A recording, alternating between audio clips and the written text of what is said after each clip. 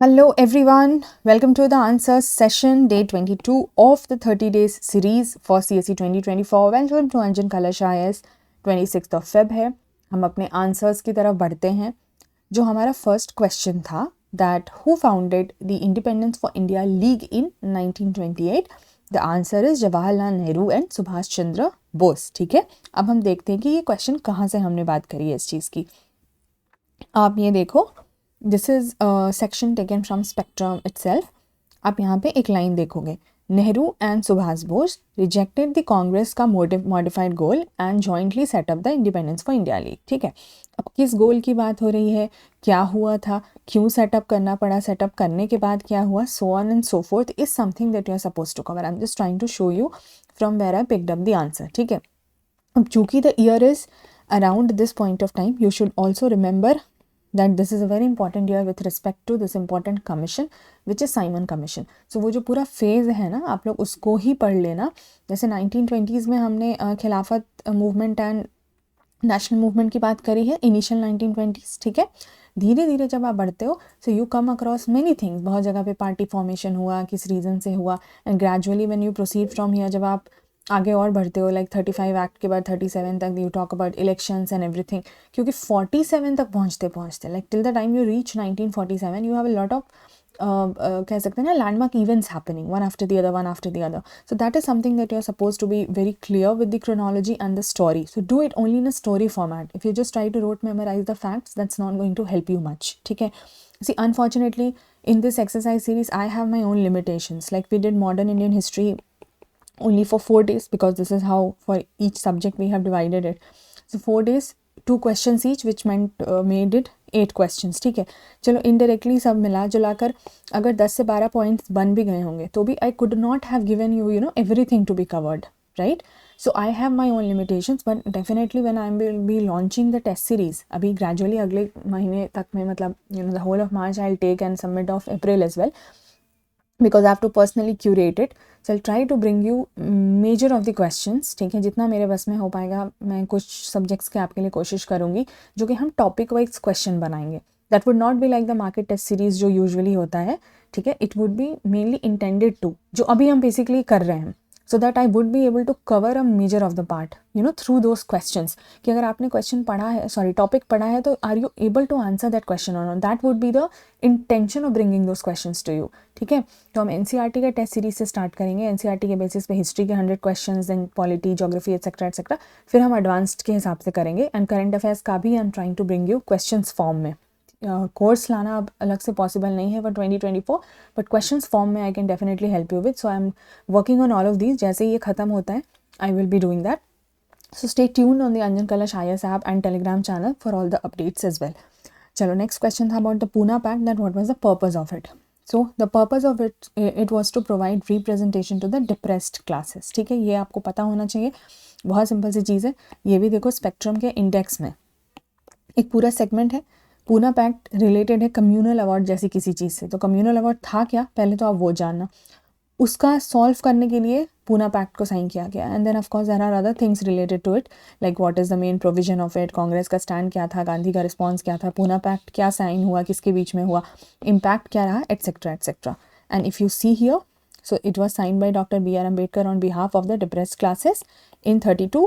And that is the whole idea कि the purpose was to give representation. ठीक है, provide representation.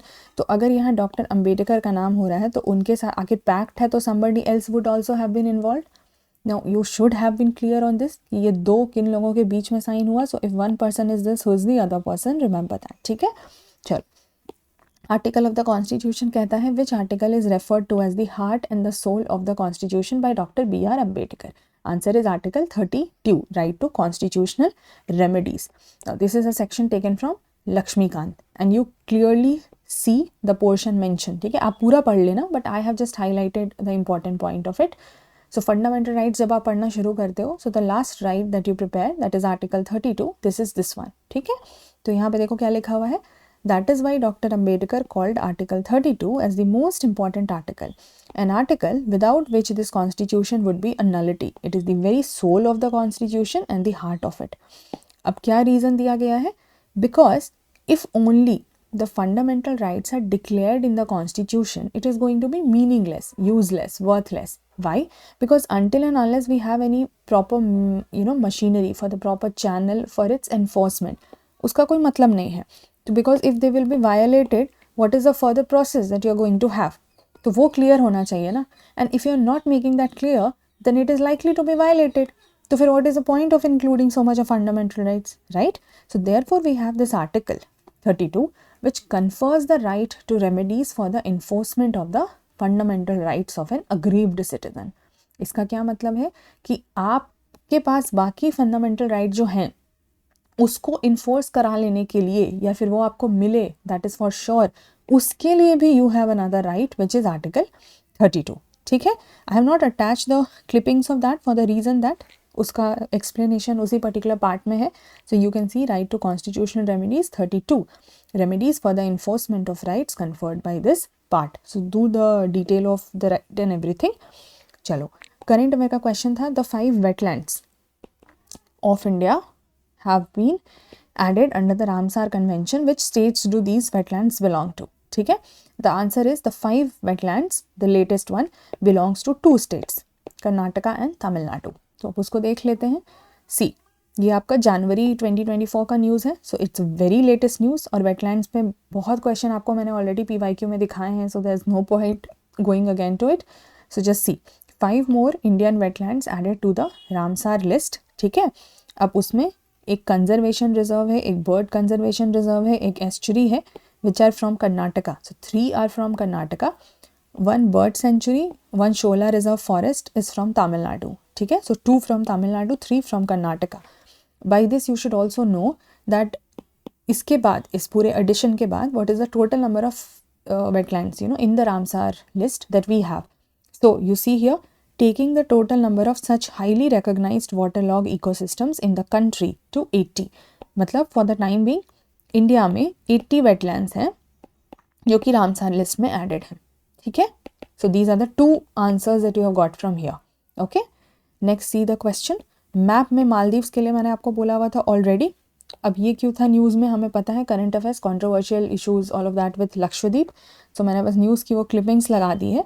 कहीं पे 1 मंथ अगो, कहीं पे 2 वीक्स अगो, मेनली ये 1 महीने पुरानी ही न्यूज़ है. सो आप इसका बस क्लिपिंग देख लेना एंड यू मस्ट हैव. ये तो सोशल मीडिया सेंसेशन हो गई थी ये बात, तो मेरे ख्याल से सबको पता होगा. सो एक बार मैप में पहले देख लेते हैं. So if you see this is the map of India.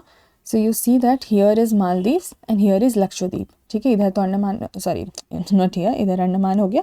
But here you see Arabian Sea में you have Lakshadweep islands, you have Maldives here. तो पहले तो ये ध्यान रखेंगे कि ओवरऑल लोकेशन क्या है इसका. देन सेपरेटली फॉर मालदीव्स ये हो गया, ये ओवरऑल इसका लोकेशन हो गया. सो जस्ट सी दिस. ठीक है. इंडियन ओशन में है. तो ये सब बेसिक चीज़ें पूछी जा सकती है एंड थोड़ा बहुत अटॉल क्या होता है आपको पता होना चाहिए. All the names are not possible and they will not ask you to arrange. मेरे ख्याल से मालदीव्स का they will not ask you to arrange, but still थोड़ा सा पता होना चाहिए. फॉर एग्जाम्पल यहाँ पर देखो इक्वेटर यहाँ है, तो इक्वेटर से रिलेटेड कुछ पूछ लिया मान लो, या इंडियन ओशन रिलेटेड पूछ लिया, या इनके बारे में कुछ एनीथिंग कैन हैपन. सो थोड़ा सा उसको ध्यान से पढ़ लेंगे. But I would also say कि more than Maldives rather Lakshadweep का मैप आप अच्छे से पढ़ लेना, लाइक लक्षद्वीप आइलैंड्स के बारे में. ये ज़रूर इंपॉर्टेंट हो सकता है. तो पहले तो इनका जो पुराना नाम था, ठीक है, उस पुराना नाम का नेम कैसे चेंज हुआ और कब चेंज हुआ rather, so through which amendment act it happened, ये सब लक्ष्मीकांत में दिया हुआ है when they talk about the formation of states and UTs and everything. So I would recommend you that you prepare from there. दूसरी चीज़, things like 9 degree channel, 8 degree channel किसको separate करता है. जब आप अंडमान के केस में पढ़ते हो तो 10 degree channel also is there. So उस केस में, उस तरह के कॉन्टेक्स्ट में आई वुड से कि लक्षद्वीप के बारे में from geographical perspective read little bit about the tribes and everything also, like do little bit research on Lakshadweep. Maldives मैंने ऑप्शन में दिया to come to this question basically. ठीक है. सेकेंडली डू थोड़ा सा इंटरनेशनल रिलेशन के भी perspective से कि इस पूरे चीज़ के बाद दुनिया में क्या क्या आप कह सकते हो कॉन्सिक्वेंस देखने को मिला, इन द सेंस कैसा रिस्पॉन्स देखने को मिला. फॉर द रीज़न दैट हमें एक रफ पता लग जाएगा कि what could be the highly probable areas जहाँ से वो पूछ सकते हैं. अगर नहीं पूछते हैं तो कोई बात नहीं है, बट अगर पूछा जाए so we are not missing out on anything. ठीक है. तो here we end our discussion और अब हम मिलेंगे अगले दिन थोड़ा सा क्वेश्चन आपका रेडी हो गया था, as you could just see, but there are a lot many things to be included in that. So date 23rd 27th of feb को हम मिलेंगे आने वाले सेगमेंट में, और gradually will be just quickly finishing this entire 30 days exercise. So I again would request for your opinion, feedback, and please do write in the comment section to me. Stay connected on Telegram and the app, because many things are coming for you in the coming months. Take care. Bye bye. Have a great time ahead.